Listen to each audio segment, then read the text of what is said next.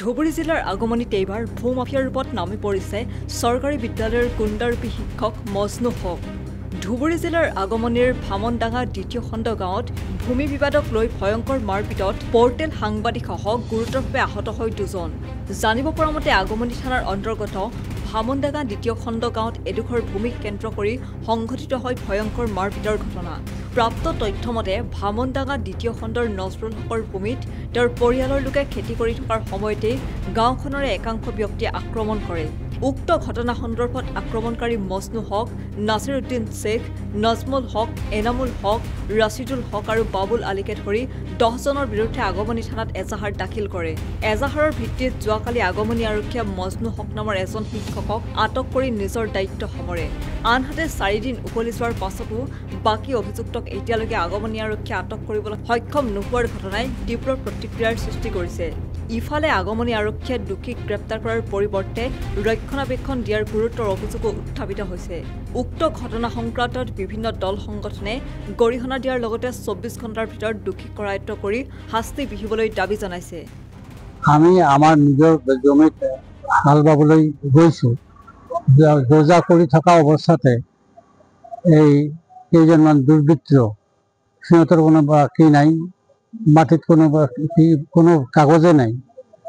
আর সিহঁতে 1 নম্বরে মজনু হক, 2 নম্বরে নাসিরুদ্দিন শেখ, নজমুল হক, রাশিদুল হক, জিবুল হক আদি কৰি মিন্টু হক ইহঁতে আহি দলবদ্ধভাৱে আক্ৰমণ কৰি মোৰ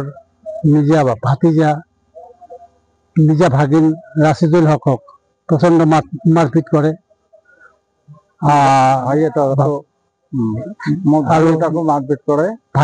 ভাইটোকো মাৰপিট কৰে আৰু ভাতিজা এজনক একেবাৰে গুৰুতৰভাৱে জখম কৰে।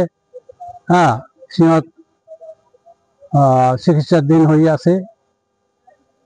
কোচবিহাৰ নাৰ্সিং হোমত চিকিৎসাধীন হৈ থকাৰ পৰা তাৰপৰা মানে ৰিফাৰ লৈ গুৱাহাটীত আছে বৰ্তমানে। তো আমি আহি লগে লগে থানাত আগমনী থানাত এজাহাৰ দিছিলোঁ। সিহঁতে এজাহাৰখন লৈছে আৰু সিহঁতে আজি এজন আসামী মজনু হক নামৰ এজন আসামী বৰুৱাপাৰা হাইস্কুলৰ BSc টিচাৰ তাক মানে আটক কৰি থানাত লৈ আহিছে। আমি বিচাৰো যে ইয়াৰ উপযুক্ত শাস্তি হ'ব লাগে, এইটোৱে আমাৰ মানে মেইন কথা। মোৰ ডাঙৰ ভাই নজৰুল হক, আমি আমাৰ এখন মাটিত সাৰ্কেলেৰ পৰা অৰ্ডাৰ দিছে। সাৰ্কেলেৰ পৰা অৰ্ডাৰ পাই আমি হাল বাবলৈ গৈছো ইয়াৰ আগত।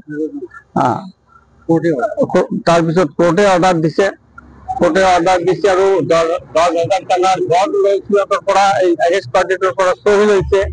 চহী লোৱাৰ পিছত আমি হাল বাবলৈ সেই মাটিখিনিত হাল বাবলৈ যাব লওঁতে সিহঁতে হঠাতে মানে লাঠি জং মানে কি শেয়াল খাপৰ এইখিনি লৈ মানে বহু মানুষ মানে মাটিখিনি সিহঁতৰ ঘৰৰ ওচৰত বাবে আমাৰ যিকেইটা ল'ৰা হাল বাবলৈ মানে খালি শুৰু কৰিছে এনেকুৱা অৱস্থাত ভীষণ মাৰপিট কৰে। মানে মাৰপিট মানে এনেকুৱা মাৰপিট যাতে মানে মাৰ্ডাৰ কৰাৰ নিচিনা, মানে উদ্দেশ্য আছিল মাৰ্ডাৰ।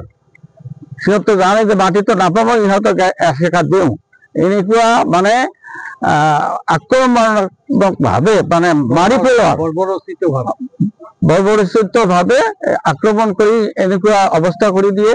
ভতিজাটো খুব অৱস্থা সংকটজনক। ইয়াৰ পৰা এতিয়া বৰ্তমান গুৱাহাটী GMCHত আছে। মানে ইয়াৰ আগত আমি nursing home Cooch Behar mission nursing হোমত কি ট্ৰিটমেন্ট কৰাইছো, তাৰ পৰা ৰেফাৰ লৈ গুৱাহাটীলৈ পঠাই দিয়া হৈছে। আমাক ইয়াৰ একটা উপযুক্ত এজাহাৰ দিছো, কিন্তু আমি এতিয়ালৈকে যিটো গম পালো যে এজন আসামী নজরুল হক বৰুৱাপাৰা হাইস্কুলৰ BSc শিক্ষক, তাক ধৰি আনিছে, কিন্তু আমি গম পালো তাক এৰি দিয়াৰ কিবা এটা ষড়যন্ত্ৰ চলি আছে, যাতে আমাক ইয়াৰ একটা সুবিচাৰ বা শাস্তিমূলক দৃষ্টান্তমূলক মানে ব্যৱস্থা কৰি দিব লাগে, এইখিনি আমাৰ। ধুবুৰীৰ পৰা Jahidul Islam, news desk report.